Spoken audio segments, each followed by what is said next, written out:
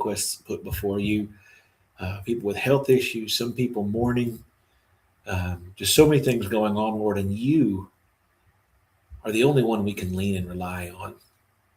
Even just in this room, Lord, so many of us are at the end of our strength. But in all things, God, you are the one who holds us. We can't handle this on our own, Lord. And most of us, if not all of us, have tried even just this week to do it on our own.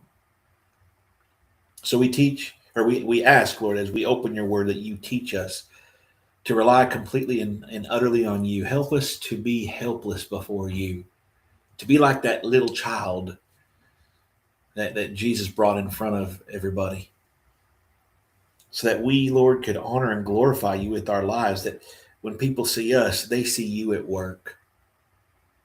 Whatever our various ailments and the various things we're going through and our scheduling issues and all those things, teach us to rely completely on you. Help us to be like the Macedonians that we're going to be talking about today. We talked about last week, that the more they were afflicted, the more joy they had. And the more they were impoverished, the more generosity they showed. So teach us, Lord, to rely on you in all things, that this world is not our home, that we are strangers and exiles on our way to our true home, and that our primary goal in all things is to seek and follow and chase after and fix our eyes on Jesus. We lift this up in his almighty name. Amen. I've been reading through Deuteronomy this week in my own study, and you know, it kind of strikes me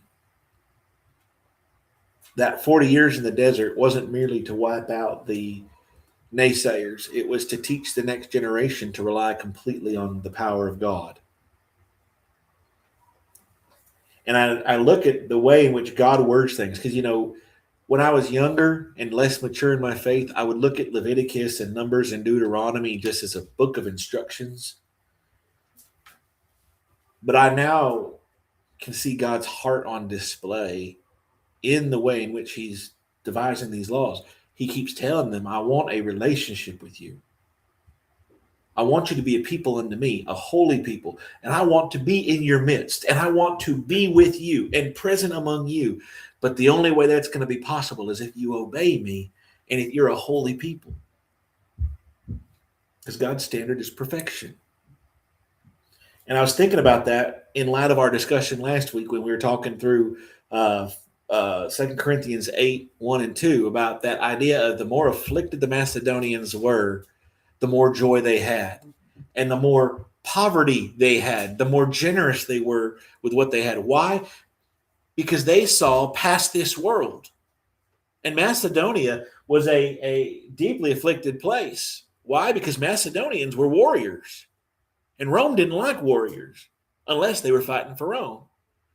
And so Macedonia was constantly hit hard because the last thing Rome wanted, y'all probably heard the word Pax Romana, the peace of Rome. How did Rome achieve its peace? By putting down any rebellion. It was what going on in Jerusalem at the time. It was going on all over the empire. They had a strong military presence. And the Macedonian Christians learned something about the character and nature of God through their affliction. That if they rely on him, they're not responsible for the outcome. And you and I, if we're honest with ourselves, are people who want to control how the outcome goes. We want things to be a certain way. We like things to be the way we like them.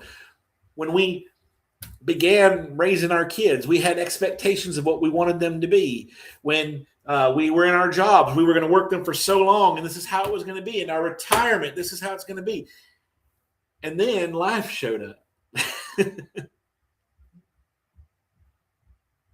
And everything we thought we were in control of just doesn't work that way. To quote a favorite movie of mine, if you've ever watched The Princess Bride, I like that movie. There's a character in there. She says, "You mock my pain." He says, "Life is pain, and anyone who says otherwise is selling something." I think that's a fantastic line. And it also got me thinking of this too, is part of the reason why we've talked about how the church can be by and large, as a whole, ineffective, is because we have traded the holiness of God for safe and comfortable. Following the will of God is not safe and comfortable. And the Macedonians knew that. I'm not going to try and boast and brag on my life, but, since I got into ministry, I could be in a big company making a lot of money right now. I've got the skills. I've had people offer me jobs in the private sector to where I could be making 6 figures a year, living in a nice home, things like that. But I have never been more stressed, more in anguish, and yet at the same time more content than when I said yes to following Jesus. Michaeline and I left California with a 2.5-year-old and an almost 1-year-old, with nothing but what we could fit into the back of our car and a 6x4 covered trailer. Ideally we're like, oh, we can make this trip in a day.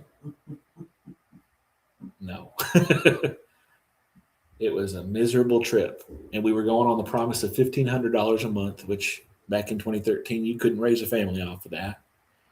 Michaeline had a possible promise of a job that fell through. We got there on a Wednesday. God gave her a teaching job on Friday. Every step of the way in this path and following Jesus, and I'm not saying everybody has to follow my path. People aren't meant, as a preacher, that's my calling. But we are all called to depend on God in everything. And the more I depend on God, the more I find he takes care of every one of my needs. Like what we talked about today with these answers to prayer. I didn't know how these things were going to happen. I wasn't expecting a family emergency where, I'd have to be taking care of family members and helping them out. But in every aspect of it, all God kept saying is trust me, trust me, trust me. And even just today, as I'm going through that, there's little blessings that's showing me that this is just the tip of the iceberg. All I have to do is trust. We preached it on Sunday. Seek first the kingdom of God and his righteousness, then all these things will be added to you. I don't have to see the outcome. I just have to trust God with it. And that's where I get joy out of suffering. Is God is in charge. God is the God of the outcome. And if he's in charge and he knows what's best, and I trust him with that outcome, how can I have nothing but joy? Because, I'm going through trials right now, but who's with me? I'm going through troubles right now, but he's never failed. And here's the thing, I could be like that widow at the temple that Jesus observed. Because even if all I've got is 2 pennies to rub together, I can throw them in the plate. Hey, y'all, shh. I could throw those pennies in the plate, knowing that God's going to take care of the rest of it. I have never been without. I've had those days. I think I've told y'all about the $10 that Michaeline and I had for 2 weeks, and yet God provided the 2 things we asked for before we ever got a chance to ask him for it. And that happens more often than we think. So the thing is, we can have joy in affliction, and we can have charity in the middle of poverty if we trust God with this. Lord, this is yours. My relationship is yours. I used to frighten me that one day I'd be left alone, possibly, if Michaeline was taken first. I would say to the boys when they were little, I think I'll keep him. And Michaeline would always remind me, only for a little while.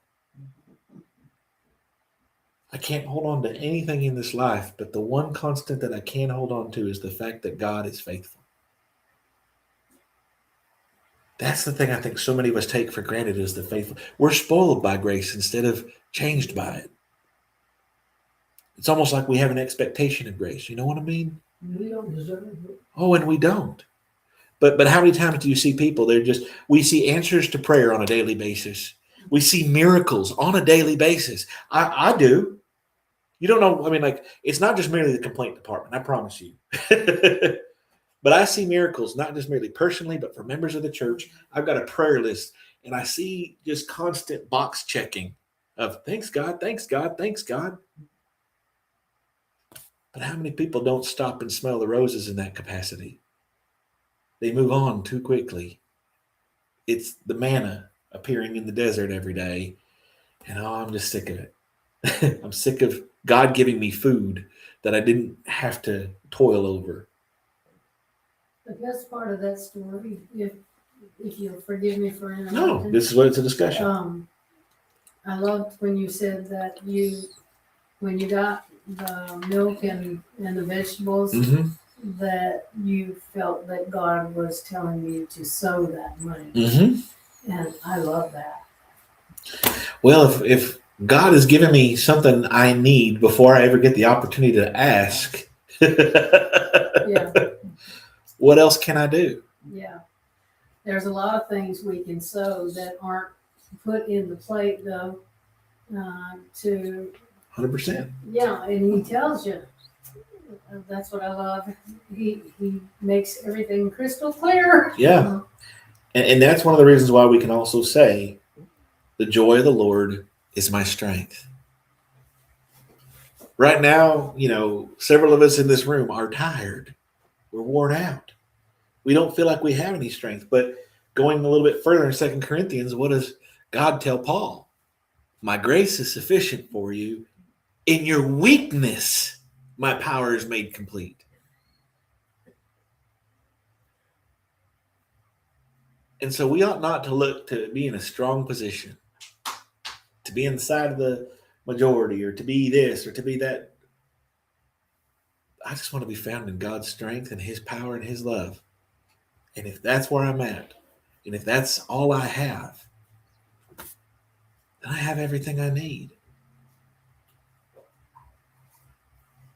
And that's something I think too many of us take for granted. We want to look at the world and the world's on fire. Well, it's always been on fire. We're just more aware of it than we ever have been. And how people always like nowadays, oh, what about the last days? The last days. I always tell people we're in the last days since Jesus left. And Jesus said, don't look at the signs. He said, just be ready. He's like, when I get to here, you're not going to expect it. And if I find you've been lazy and getting drunk and beating your fellow servants, well, he's like, but if you're awake, if you're ready, then after you serve me, I'll serve you. The things we go through show us just merely how we need to rely on him in every and all circumstances. So that's my recap of last week, and just kind of some observations I've made over the last several days and different Bible studies. Anybody have anything they want to add before we begin reading verse 3? All this war that's going on, should we really focus on that? Or is it okay if we just live our life here in Murfreesboro and go about our daily life? I mean, what can we do about that? Here is my thought. Jesus said there would be wars and rumors of wars. I would tell you not to go about your daily life. I would say unless your daily life is you're honoring Christ and trying to draw others to him. That's all we can do. Living our life for the Right. Lord is what I meant. Yeah, exactly. And that's all we can do. Unless the Lord puts you in a position, which he does to some people. But we weren't meant to be omniscient. And these things fool us into believing we are. And there's not anything we can do about it. Yeah. Yeah, we can. But I can go. So there's no use. Yeah. But today I went and spoke to somebody in their grief. Today I used my different circumstances and everywhere I went to honor and glorify the Father. And that's all I can do. And that's all I'm called to do. I'm not called to solve the world's problems. There is a Prince of Peace. Here's how C.S. Lewis put it. We are members of the resistance. But the thing is, our enemy is not flesh and blood. We're here to disrupt the enemy as much as possible until we're taken out of the action or the king comes back. And the only way we disrupt the enemy is by presenting the gospel and snatching souls out of hell. That's our focus. Eternity is at stake. Did y'all get y'all's letter from Catherine Sims? invite. I think that may be good. This is making me think of Yeah, how we can group and serve. And I Sure. already made a list. May not be what she wants to do, but that's. but that's it. Is I think is that's great. finding ways. You'll get one. Yeah, I went on the route, but now Georgia got one today because she's got a PO box. I know what you're talking about, the Yeah. invitation for the Yeah. women's lunch, and I think that's To good. get started, yeah. Yeah, Find yeah. I even told Because we Kathy. But I need think to- things like that, Yeah. we will have to take our minds off Well, of and, what you don't have any control over. and that's it. And Right, see, right. and there's the other thing is, if you think about Control this, something. we've replaced community with being connected online to Yes. everything. And what God's calling us to do is have community. yes, yes. We're called to go and meet people where they're at. You know, I was able to just go and meet with one of the guys I baptized with briefly, but I got to see him and encourage him and let him know I've been praying for him. You know, they'd been sick, which is why they hadn't been here. Did you get a letter? Marie? Did you get a call? No. You will. She's. Yeah. getting them. They're Mine just probably got this. probably got yours. Yeah. But that's the thing I want y'all to hear though, is that, you know, and I even told Kathy on Sunday, I said, look, I'll drive the bus. I said, you want to go somewhere and eat? I'll drive the bus. But that's the thing though, I want y'all to understand though, is that's what we do, is we go about and we honor and glorify the Lord. We encourage each other. What does it say? As you see the day coming, encourage each other. And I think that's what's really important, that we encourage each other and meet and assemble and, you know. And there's things we can do without money. Right, To right, really, right. We to, don't- yeah. yeah. Right. And just being together and sharing with each other and strengthening each other and encouraging each other. Yeah. You know, there's a lot of people, since I started serving meals, there's a lot of people that need just a little companionship. Mm-hmm. 100%. We And they're had- lonely. We had somebody come this afternoon to our house and said, I don't have anybody to talk to because if I ever do, then it goes all over the town. And she said, I'm just strung out with this whole deal at my house and will you guys pray for me? And of course we said, yes, we will. And she was trying to walk off and we said, Terry said, we'll pray for you right now. Yeah. And it was awesome. And I do my level. There's a lot of And there's people some that need encouraging, something and they don't Yeah. know. Mhm. And And we will need to know about those people. Right. Yeah. And that's And when the, we're isolated and we don't Mhm. reach out to others. Yeah. and then, yeah. I always remind people, what's It's a the, blessing. I always remind y'all, and I hope y'all get this one. What was the first thing God said was not good before the fall? To be To be alone. alone. It is not good for the man to be alone. We were designed to be relational with God and with one another. And what sin destroys is the relationship with both. And you think about the day of Pentecost. What did God restore? You know, he reversed the curse of the Tower of Babel. Because rather than everybody hearing each other in different languages, they all heard the gospel from one group of people in their own language. And only through Christ can we really be the community we ought to be. And that's what we ought to seek, and that's what we ought to pray for. So let's go ahead and read verse 3. Anyone else? Anything else? I like these discussions. So, like, even if that's what we do, this is what this is about. All right. He says, for they gave according to their means, as I can testify, and beyond their means, of their own accord, begging us earnestly for the favor of taking part in the relief of the saints. In this, not as we expected, but they gave themselves first to the Lord and then by the will of God to us. All too often, how many times have we said, I'd like to give, but? A lot of people just don't know what to, they want to Yeah. give, but they don't know how, don't know what to do. Yeah. And, And and there's a lot of yeah. things that people can do that they don't Right. realize. And a Well, great it's cynicism. Yes, Yes, sir. sir. It's That's not- what people need to Yeah, understand. it's not If like, it's a quarter, then that's fine. yeah. Right. That's all you If can it's- manage Or if that it's much. just visiting. If it's someone. time. Yeah, well, Yeah. y'all Yeah. got it right Different when ways. you brought that food for Different us. ways. We were able to get 20 to 25 meals out of just 6 ladies bringing us food when I had that surgery. Yeah. It was such a blessing. Thank you. And there it is if you think about this is, when we talk about the widow's mites, Jesus said she gave more because they gave out of their abundance, but she gave all she had to live on. Right. And she knew who would take care of her. That's it. We have to make sure that that's what it's about. It's about sharing. It's about meeting people's needs. It's about, if we must look at the world, I'd say if we're going to look at a place, let's look at Nigeria and see what we could do to help Christians there. Because those folks are my heroes right now. Burning, their church buildings are getting burnt down and they're still meeting in the rubble. And the church is growing. Or I'm going to say this, I've got some friends, and I can't speak more to this, but the Iranian church is on fire right now.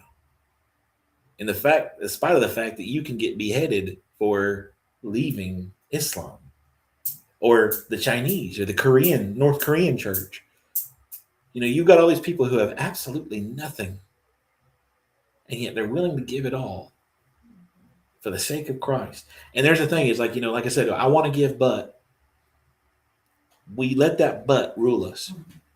You think you have to give it all? Yeah, you think Right. you have to give, yeah, but it's, I've watched homeless people come into this church, take money out of a stinky shoe and put it in the plate or put it in the box. If you ever get a chance to meet with people in those communities, they're some of the most generous. You give them something, they will share it with everybody else.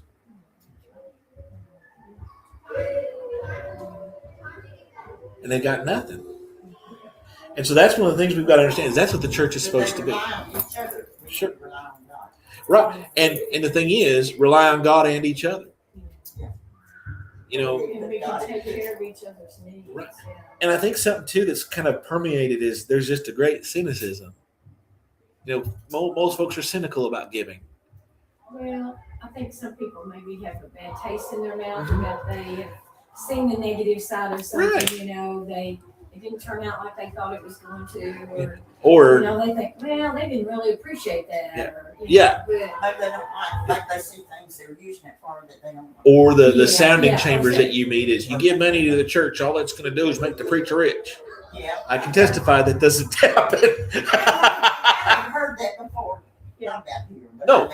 yes. But that's but see- that's what I'm talking about. and that's what it is That, people surround themselves with echo chambers of cynicism, and so Well, and I don't want to give because I don't think they'll use my money wisely Right. or something like that. Right. Give it from your heart. yeah, And that's what, yeah. And when you put it in the place, it's the Lord's. Yeah. And you never think about it again about how they're going to spend it. That's not up to you. and I'm not even going to talk about the plate. When you give to somebody, you don't expect what they're going to do with it. It's not your business anymore. I give money to people on the street, Yeah, and I know what they're going to do, but you know what? I just think that's enough sometimes. yeah. There's some times when it's just like the Lord's calling you, and it may not be for you, or excuse me, it may not be for them that you're giving. It's for you. Mm, Like Hot Springs, I think they got a union, and I think there's a time clock at certain places because I've watched them rotate. Yes. And I'm not trying to be cynical there, but even knowing that, I always have a case of water in the car. Or I've given, I've gone through a drive-through and I've had a meal, and this happened in. So, not to give a personal story, I give a lot of personal stories, but it's funny how God teaches me. I'm not the young man I used to be. And when I used to go to conferences, I used to be able to order a pizza and eat pizza every day to save the church money. I can't do that anymore. My system won't allow it. And so one day I'm one day out of having to go home. I'm going home the next day, but I'm like, Lord, I can't eat any more pizza. I said, if you could, I put it in my car and I prayed with expectation. I said, if you could find me somebody to give this to.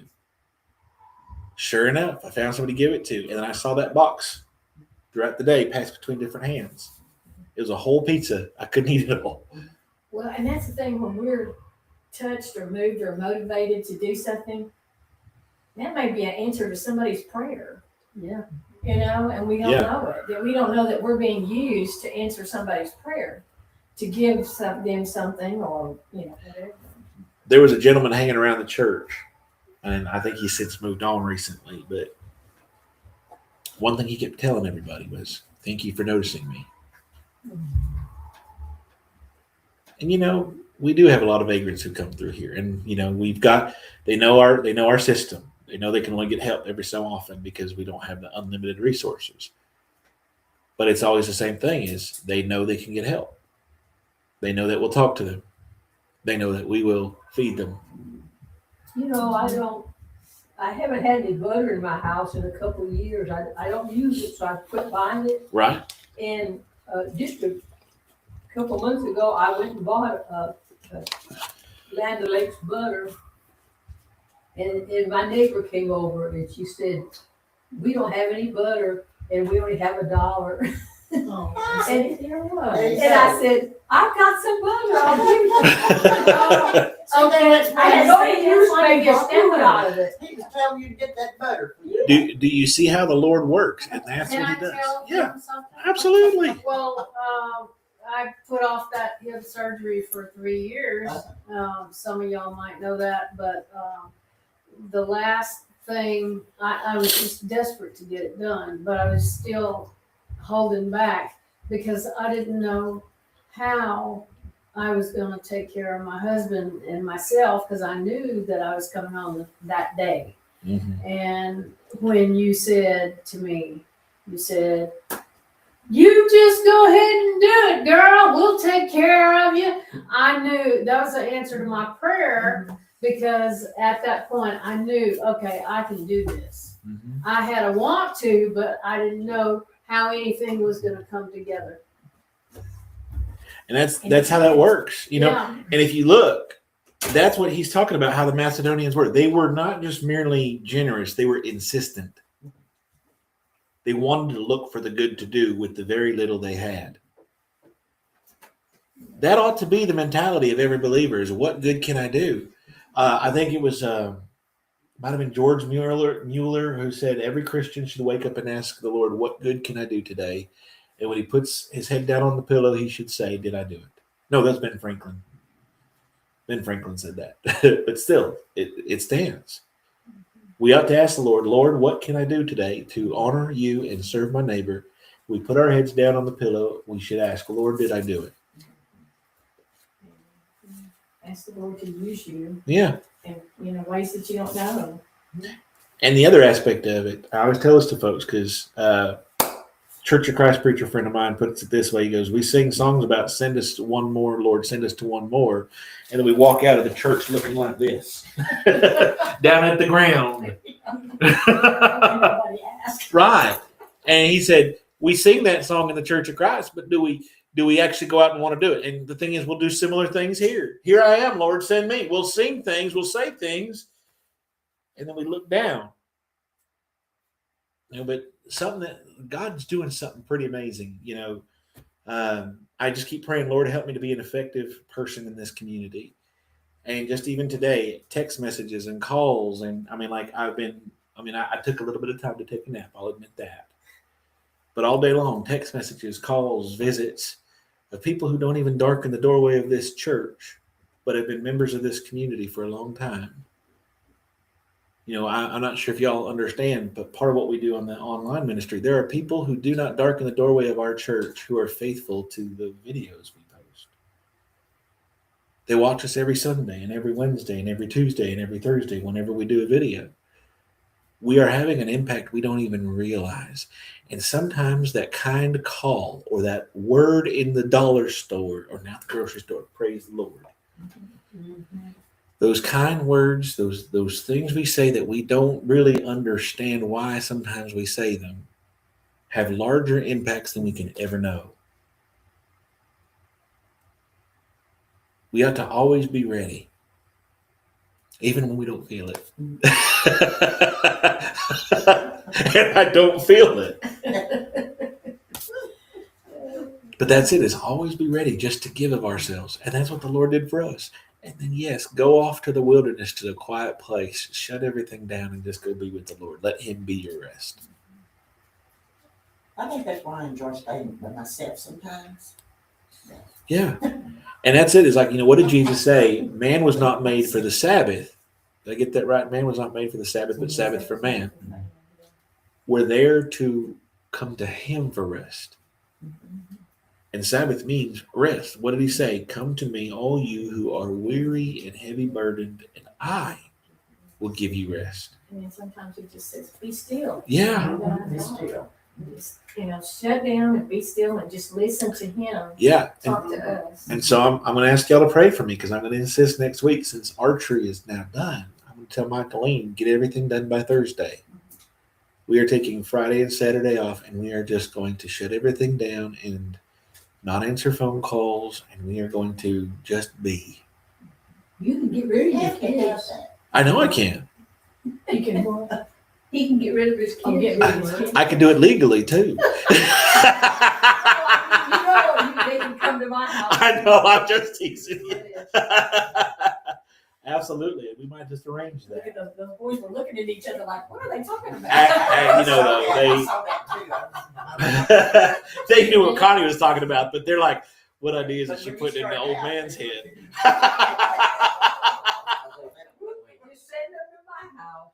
But see, there's the big thing though, is that when I read this, all I can think of is what Jesus said at the Sermon on the Mount. Blessed are the poor in spirit.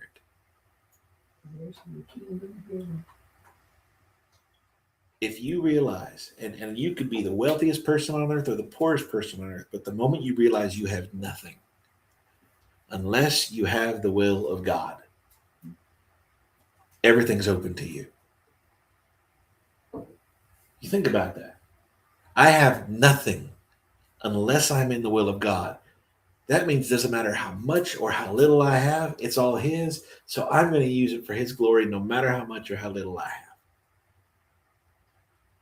And that's why David could confidently say, the Lord is my shepherd, I shall not want. Or as some of the more modern English translations, the Lord is my shepherd, I have all my need. Or I have all I need. And you think about that, the significance of even just those two lines. What does a shepherd do for his sheep? He prepares the pasture. He prepares the place for them to go to the water. He prepares a place where there's no fear. A sheep will follow a shepherd it trusts. And if the Lord is our shepherd, he'll provide everything we need. That's why Jesus said in that sermon we said on Sunday, when we were reading the Sermon on the Mount, seek first the kingdom of God and his righteousness. All these things you need will be added to you. Where you're going to eat, where you're going to sleep, where you're going to wear, relationships, everything else. God will provide it. You just got to lay it in his hands. And the sheep don't worry about Right. it. They look to their shepherd Right. to take them to the water and take them to the pastures, and they don't worry. And that's what we should be. We should just trust on the shepherd and not worry, because he's going to meet our needs and take care of them. 100%. But there's bills to pay, and there's this, and there's that, and that's what we do. That's how the enemy gets us. Like I was telling this to Michaeline today. It's not the big things the enemy attacks us with. He'll get there eventually. But he starts with all the little things. Nags at us, eats at us. That rock in your shoe becomes the thing that stops you. But this church in Macedonia, they absolutely and utterly trusted that God had provided. Let's go ahead and go to verse 6. So accordingly, meaning according to their generosity, we urge Titus that as he had started, so he should complete among you this act of grace. But as you excel in everything, in faith, in speech, in knowledge, in all earnestness, and in our love for you, see that you excel in this act of grace also. The church in Corinth was a little better off, or a lot better off, than the church in Macedonia. Right? And the church of Laodicea, which is also part of it. They were wealthy. So he's saying, look, as these people who have absolutely nothing excel in joy and generosity, you also are to act likewise. Let's look at the example of other believers. You know, we've got our Preacher Boy Club here at the church. And recently, the mission that, we support at the Kaimeches, they got in contact with a group of churches in Kenya. And they've done that, and they've just exploded. Well, what is that? They looked at the example, and they took it, and they ran with it. Now there's also preacher boy clubs in the Philippines. Why? They looked at the example of the believers. They took it and they ran with it. We as Christians are supposed to look and encourage each other. All too often, unfortunately, what you see is in small towns and in large towns, people fighting over sheep and territory. Silly things. And most of the time, we're arguing and fighting over stuff that have no bearing on eternity. And we're mincing words with each other and saying, well, this is what I think that particular word means. And so many silly things. We fight over the wrong things when eternity is at stake.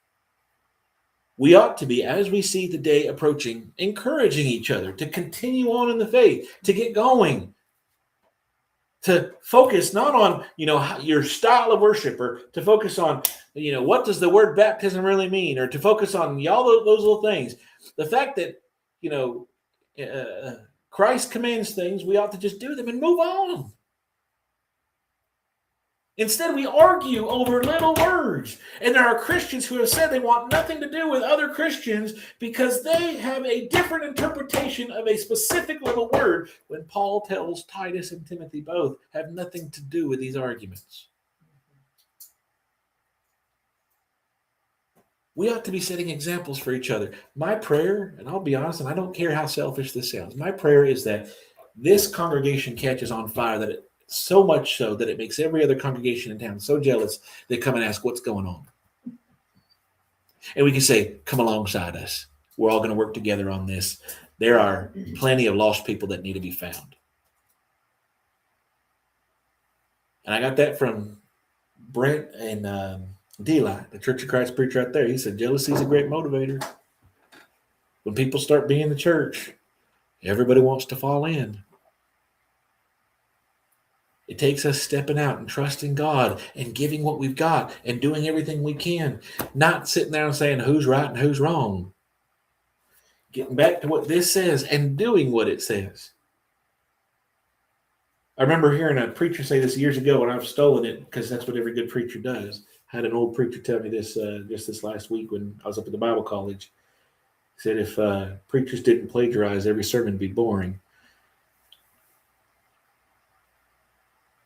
But if you think about it, this is true. He said, Simon says, put your hand on your head, and you put your hand on your head. Jesus says, and you study it. Could you imagine if I told my boys, go clean your room, and they come back 2 hours later, Dad, we studied what you told us. Phineas and Bash and I, we even learned it in Greek. How pleased would I be with that? I wouldn't, because the room's not clean. I don't care if you could say clean your room in Koinonia Greek or Hebrew or Aramaic.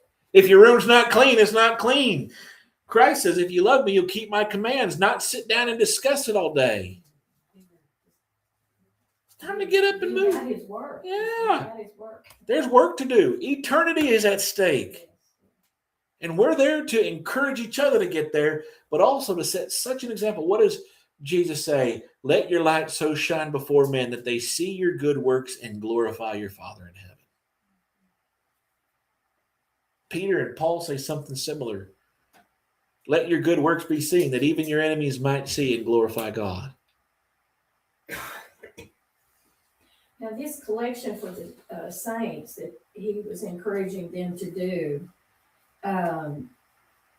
now, is that like us supporting our missions? Yes.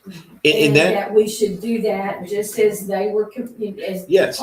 Paul was encouraging them to do. In that case, it was the church in Jerusalem was being devastated and ravished. And so they would take up a collection and send it back to Jerusalem. Right.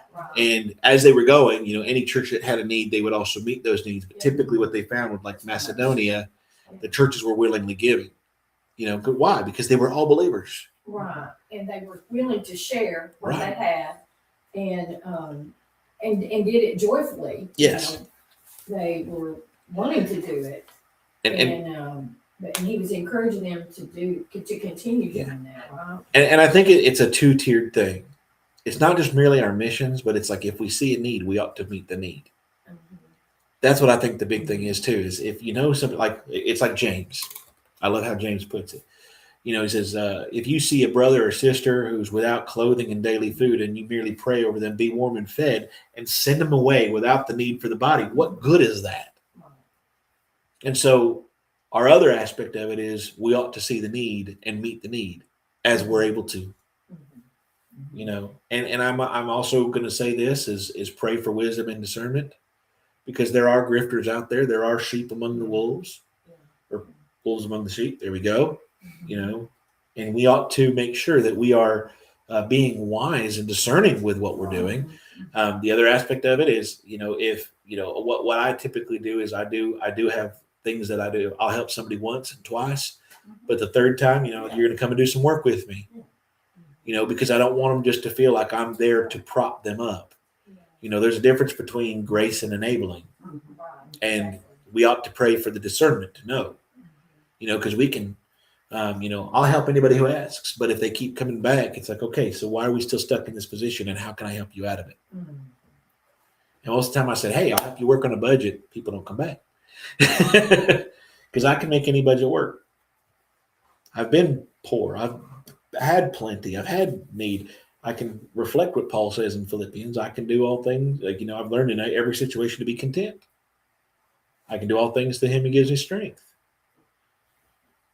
And that's how we ought to look at it is, okay, Lord, how can I do the most good here? And sometimes the most good is saying, hey, I'm not going to help you in this way this time because, in the last week, you come to me 3 times for this. Let's sit down and figure out why we keep getting stuck in this hole. See, and you've moved on. If you think about it, you've moved on from just merely meeting a need and making them expect it to let's sit down and figure out how we can get you to a better place. Opportunities. And just like Jesus with the lepers, I say 9 times out of 10 people won't come back and thank you. But that doesn't matter. If you're giving with an expectation, what does Jesus say? Give with no expectation of return. Throw a party for a person who can't invite you back. Look for the heavenly rewards, not what you're getting out of the earthly interactions. There's very few people that do not appreciate what you do. Most people And even if they come back 2 or 3 times, they still appreciate you. And they're let's struggling usually in some way or another. it's like what Paul or what Peter and John said it's like what Peter and John said at the beautiful gate to the guy who was begging there. He said, look at me. The guy reached out his hand. He said, I don't have gold and silver, but what I do have, I'm going to give to you. In the name of Jesus Christ, get up and walk. Sometimes it's look at me. I'm not going to give you what you're asking for, but what I have, I can give you.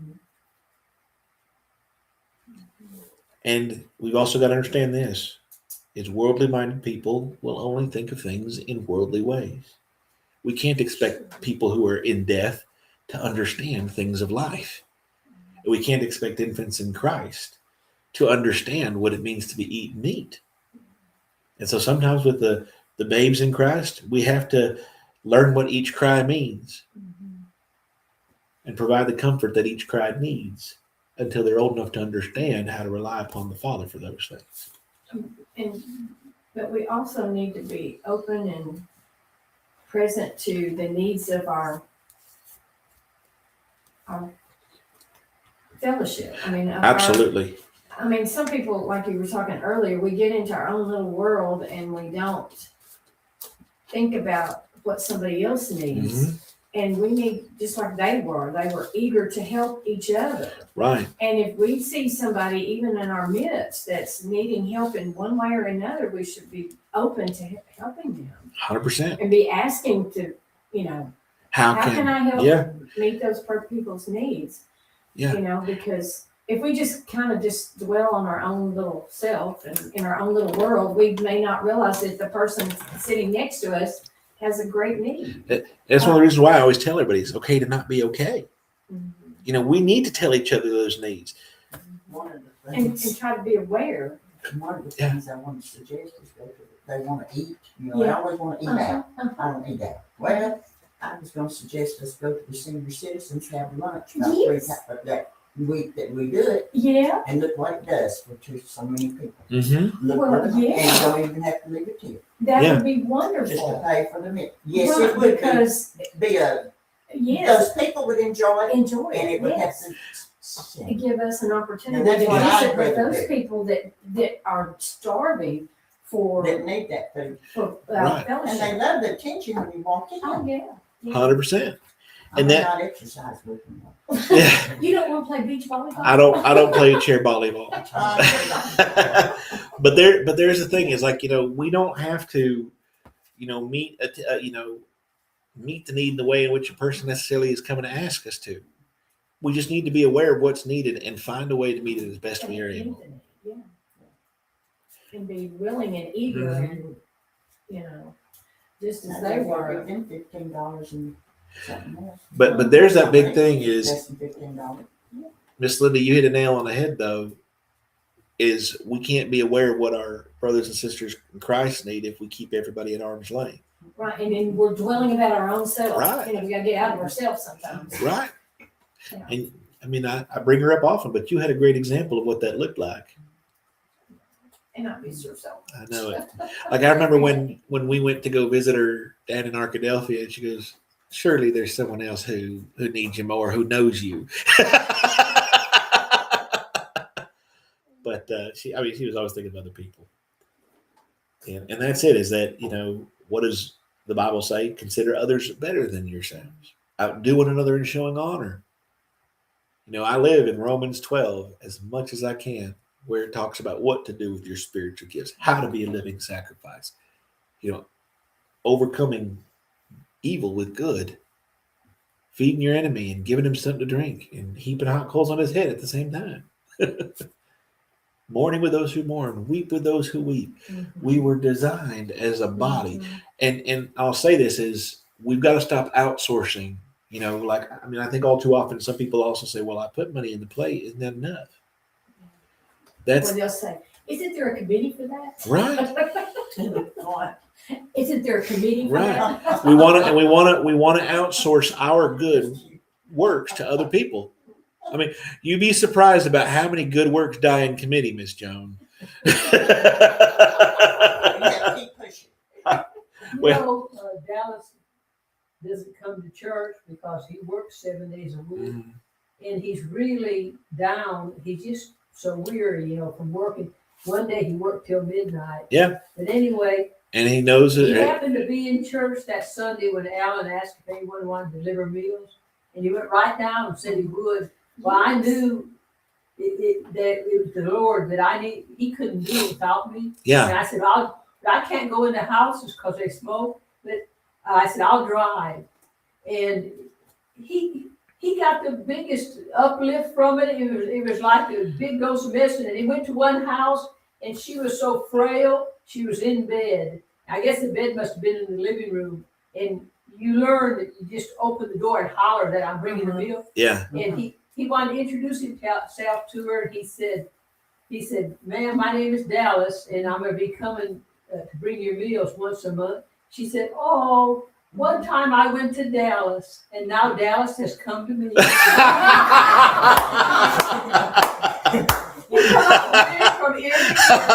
And there it is. Dose of medicine.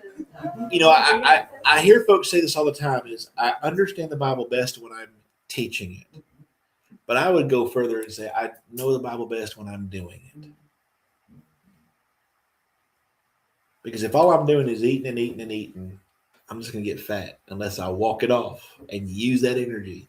Or if I'm a sponge and all I'm doing is absorbing and I'm never wrung out and used, I'm going to get moldy. It's no good unless it's used. And the example given to us, what did Paul say at the beginning of this letter? The comfort with which we've been comforted. We are comforted so that we can comfort others. I mean, that's almost verbatim his sentence. The things we receive are meant to be given away. That's the thing a lot of Christians cannot grasp. It's not ours. The more we try to hold on to it, you try to hold on to money, good luck. You try to hold on to your kids, good luck. The more you do for others and give it away, the more blessed you are. That's it. You just, the blessings are wonderful. And the reason I think why this teaching is so offensive to so many, because giving is an offensive teaching to a lot of folks. But they're thinking money. And it's because, well, it's not even that. They don't, it's not even money, it's commitment. They don't want to be committed to anything. They just want to, they want to be good enough. And Paul will tell them, give as much as you're impressed upon to give, but at the same time, just give. Start it. It becomes a habit. You can't help yourself. Just like Dallas, that story there. Dallas was hooked from that moment. I guarantee you. Oh, I think He we just all told were. Henry, once a month, I'm gonna have to take off half a day usually on Monday. Oh, we can do it in about 45 minutes. He Well, said- yeah, but, He gets to go I visit. loved it the first time I went. yeah. And so, yes. I just Yeah, he really enjoys it, but see, I can't go to the houses, so. Somebody I else had an can do experience it. like Now that. I have him to go to the houses and I drive the car. Wanna share that? Yeah, and you can help him get the meals. Can I share out that? and all that. Finn kind of had an experience on Sunday with that. He was hesitant to go with Ronnie. He felt like he had to do it to go to the nursing home. And then you went. What happened? Like the people were so grateful to have him there. He enjoyed it. Young man, oh, I bet they Oh, were. And, yes, they love know, to see young they- people They grew up. They grew up doing. and dogs. They grew up doing nursing. Yeah. So hey, if you don't dress up like a dog. They do, they love it. Oh, that's wonderful, Finn. Phineas, that you win. And then Xander's going to get to try it out this Sunday, unless Finn beats him out for it. You're not going to do it. Okay. He's got it. Yes. And Oh, then if there's you'll so sing many. with them, they like that even more. It doesn't matter how Oh, you yeah, say you it. boys can Oh, sing. but y'all know they can sing. I know. So see, the quartet needs to go. We ought to do that one Oh, time. Have the four Boy, of y'all they go would in. have a fit if you went out there and. Matter of fact, y'all should suggest that to Miss Becky to come up with like a little medley, like 3 or 4 songs, Yeah, and y'all go out and sing for me. 15, 20 Yeah. minutes. We went out there a few weeks ago. We can't sing, and they just loved it anyway. And they were just singing along with They- us. Yeah. They grew up in doing like I was a chaplain at a nursing home last time we were at, and they grew up doing that kind of ministry. And we know that we've done Sunday mornings in nursing homes, and some of them sing loud and off key and out of tempo, but they love it. Kind of like a little baby on stage on Sunday. Well, let's go ahead And and we get together, we may nominate y'all to go out there and do something like that. there you go. Well, let's go ahead and close in prayer. Does anyone want to have our closing prayer? I'll leave it up to anybody.